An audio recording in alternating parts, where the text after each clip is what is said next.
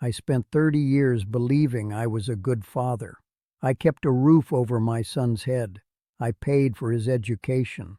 I taught him discipline and responsibility. I held him to high standards because I believed that was what love looked like. I am 79 years old now. My son is 51. He lives 2,000 miles away. We speak maybe 3 times a year. Brief calls, polite words, nothing real. And I understand now that I built this distance myself, brick by brick, correction by correction. I confused control with care. And by the time I realized what I had done, my son had stopped reaching for me altogether. I grew up in a household where respect meant obedience. My father was a carpenter, a quiet man who worked with his hands and expected results, not excuses.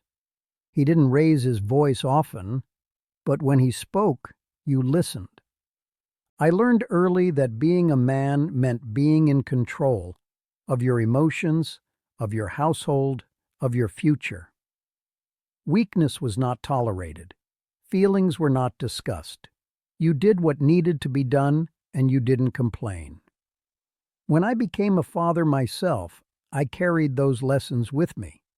I thought I was passing down wisdom. I thought I was preparing my son for the world.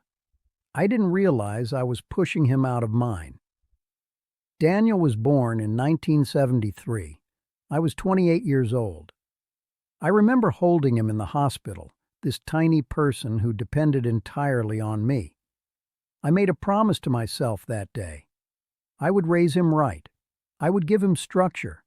I would make him strong. The early years were good. Daniel was curious, energetic, always asking questions. I answered them the best I could. I taught him how to ride a bike, how to throw a ball, how to shake hands like a man. He looked up to me then. I could see it in his eyes. That trust, that admiration. I took it for granted. As Daniel grew older, he started to develop his own opinions, his own interests, his own way of seeing the world. And instead of welcoming that, I fought it. I remember when he was about 14, he wanted to join the drama club at school. Acting, performing. I told him it wasn't practical. I told him he should focus on academics or sports, something that would matter later. He argued with me, said he loved it, said his friends were doing it. I said, "Your friends aren't my concern. Your future is." He didn't join the drama club. He joined nothing that year, and something small shifted between us. At the time, I told myself I was protecting him, guiding him. I didn't see that I was teaching him that his interests didn't matter unless I approved of them. High school was a series of small battles. His grades, his friends, his clothes, his music. Everything became something I had to correct or control. I remember one argument about his grades. He had gotten a B in chemistry. A B. Most parents would have been fine with that, but I wasn't most parents. I told him a B meant he hadn't tried hard enough. I told him he was capable of more. I told him that settling for less than his best was a habit that would follow him forever. He sat there at the kitchen table staring at his plate, saying nothing. I thought my silence afterward was discipline. I thought I was giving him space to reflect. I didn't realize I was teaching him that my approval had conditions, that love came with a scorecard. Daniel went to college at 18. He chose a school 3 states away. At the time, I thought he was being practical, getting a good education at a good program. Now I wonder if he just wanted to be far from me. We talked on the phone during those years. Sunday evenings, 15 minutes, maybe 20. I asked about his classes, his grades, his plans for after graduation. I didn't ask about his friends, his interests, what made him laugh, what kept him up at night. I didn't know how to ask those questions, and after a while, He stopped offering the answers. He graduated with honors. I was proud of him. I told him so in my way. Good. You did what you were supposed to do. Looking back, I don't know if I ever told him I was proud just because of who he was. It was always about what he achieved, what he accomplished, the metrics I could measure. After college, Daniel took a job in another city, then another. He moved around for work, always somewhere far from home. We saw each other at holidays, sometimes not even that. The phone calls became shorter, less frequent. I would call on his birthday, he would call on mine, we would exchange the same phrases. How are you? Fine. You? Fine, busy with work. Good, that's good. Silence. Well, talk to you later. Yeah, take care. That was it. That was what our relationship had become. I told myself it was normal. Kids grow up. They have their own lives. They get busy. It doesn't mean anything. But it did mean something. It meant he had stopped wanting to talk to me, and I was too proud to admit that I had driven him away. There were moments when I could have reached out, when I could have said something different, when I could have asked a real question and listened to the answer. I remember one call when Daniel was about 30. He mentioned he was seeing someone, a woman named Rebecca. He sounded different when he talked about her, lighter, happier. I asked what she did for work. He told me she was an artist, a painter. I said, "That's not very stable, is it?" There was a pause. Then he said, "She's really talented, Dad." I said, "Talent doesn't pay the bills." The conversation ended shortly after that. He didn't mention Rebecca again for 2 years. They got married eventually. I found out about the engagement through his mother. We had divorced years earlier, but she stayed closer to Daniel than I ever managed.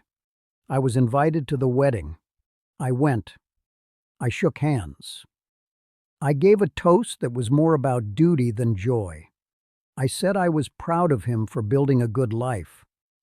I didn't say I was sorry for all the ways I had failed him. I didn't even know how much there was to be sorry for. The years after that were a long, slow fade. Daniel and Rebecca had a daughter, my granddaughter Emma. I saw her a handful of times. Holidays when schedules aligned. Brief visits that felt more like obligations than reunions. I would sit in their living room, watching this little girl play, and I would feel like a guest, polite, tolerated, but not truly welcome. Daniel was cordial. He never raised his voice at me. He never accused me of anything. He just kept me at a distance, a carefully measured distance that I had taught him to build. 2 years ago, I got a phone call. It was Rebecca. Her voice was shaking. She said Daniel was in the hospital. A heart attack. They didn't know yet how serious. I drove 4 hours to get there. The whole way, I kept thinking about all the things I should have said, all the calls I should have made, all the questions I should have asked. When I arrived at the hospital, Rebecca was in the waiting room. She looked exhausted, scared. I asked how he was. She said they were running tests. It was too early to know. I sat down in one of those plastic chairs. I didn't know what to do with my hands. I didn't know what to say. A nurse came out and asked Rebecca some questions about Daniel, medical history, allergies, medications. Then she asked about his emergency contacts, his preferences, his daily habits. Rebecca answered everything. She knew everything. The nurse looked at me once. Maybe she assumed I would have something to add. I didn't. I sat there and realized I couldn't answer a single question about my son's life. I didn't know his doctor's name. I didn't know what medications he took. I didn't know what he did on weekends. I didn't know his friends, his hobbies, his fears. I didn't know him. I had spent 30 years calling myself his father, but I had stopped being his father a long time ago. I had become a stranger who shared his last name. Daniel survived the heart attack. It wasn't as serious as they first feared. He spent a week in the hospital, then went home to recover. I stayed for a few days. I sat in his hospital room. We didn't talk much.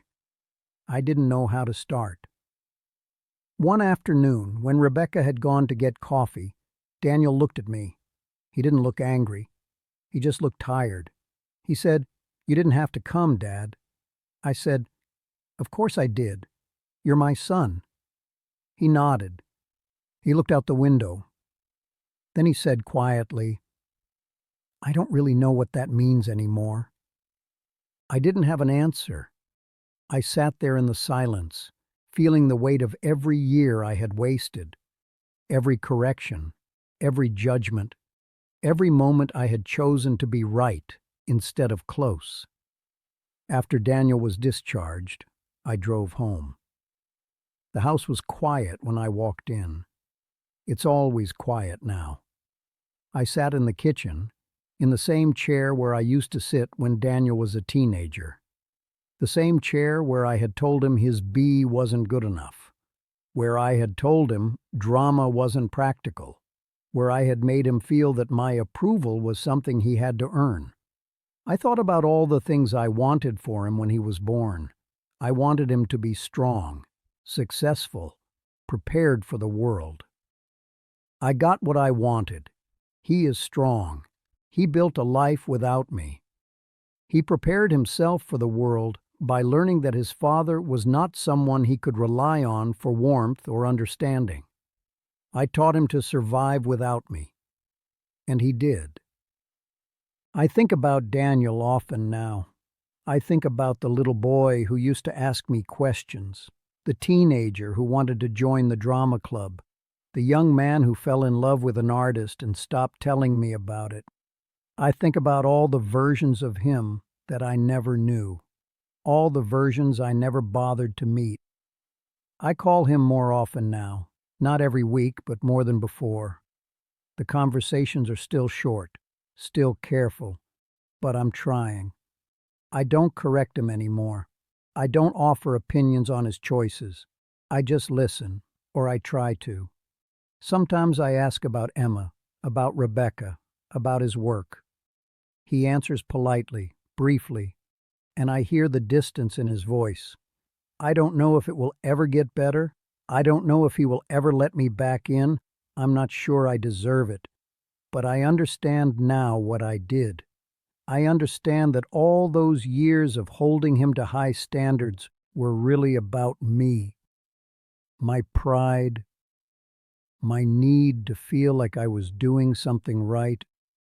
I wasn't raising him, I was controlling him, and when he finally got away, he made sure to stay away.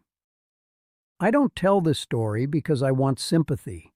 I don't deserve sympathy. I tell it because I know there are fathers out there like me, fathers who think that strictness is love, that correction is care, that keeping score is the same as being present. It isn't. Your children don't need you to be right all the time. They need you to be there, to listen, to let them be who they are without judgment. I didn't do that. And now I sit in an empty house 3 times a year waiting for a phone call from a son who has nothing left to say to me. There's a picture on my shelf. Daniel at 6 years old, sitting on my shoulders, both of us smiling. I look at it sometimes and try to remember what that felt like, that trust, that closeness. I can't remember. I just know that somewhere between that photograph and now, I lost him. Not all at once, slowly, through 1,000 small cuts I made with my words and my silence and my refusal to bend. He grew up. He moved away. He built a life. And I stayed here, holding on to my pride until there was nothing left to hold. If you're still listening, I don't have advice for you. I'm not wise. I'm just old. But but I know what it feels like to realize you're a stranger to your own child. And I hope you never have to sit in a hospital waiting room, unable to answer a single question about someone you were supposed to know better than anyone. Thank you for listening to an old man talk about what he lost. It's more than I ever said to my son.